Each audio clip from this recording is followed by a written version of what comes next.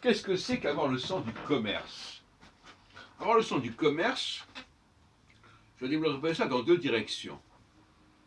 D'une part, être capable de mettre les gens en contact,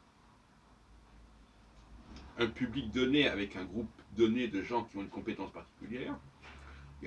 On est intermédiaire. Par exemple, quand j'ai dirigé la faculté d'astrologie de Paris, il y avait d'un côté les élèves, les gens qui voulaient apprendre l'astrologie, l'autre côté quelques professeurs d'astrologie ou prétendus tels, et moi entre les deux, et je percevais évidemment, enfin, mon association percevait des sommes de la part des élèves, dont une partie était reversée aux enseignants et une autre partie servait à couvrir différents frais de location, etc.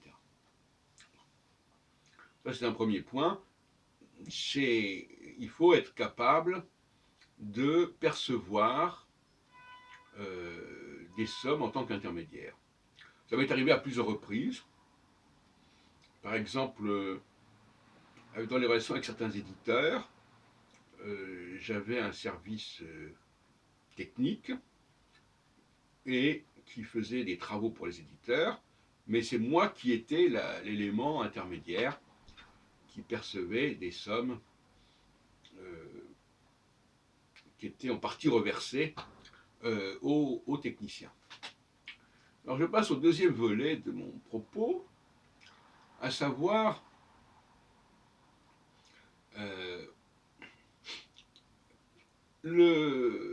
ça peut être d'ailleurs lié au premier de toute façon, c'est que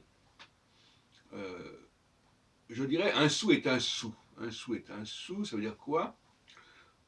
J'interpréterais comme ça, c'est-à-dire qu'il ne faut pas être trop gourmand. Il vaut mieux travailler sur un grand nombre de personnes et leur demander une contribution moyenne, modérée, que de demander des sommes fortes à peu de gens. Et donc parfois, un système ne fonctionne pas, un business model ne fonctionne pas parce qu'on a mis la barre trop haut. Ou trop bas parfois aussi.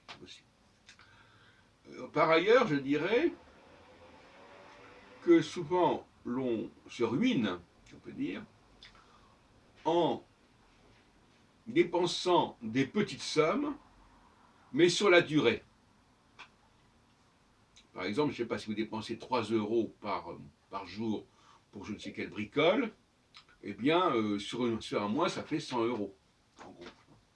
90 euros, peu importe. Et là aussi, voyez-vous, ce qui est petit, en tant que dépense, peut devenir une somme importante, et de la même façon, ce qui est petit en tant que rentrée peut devenir une somme importante quand ça se multiplie par un grand nombre de personnes qui contribuent. Voilà mes réflexions économiques assez terre à terre dont je voulais vous faire part. Et quand on ne les respecte pas, eh bien on a des ennuis.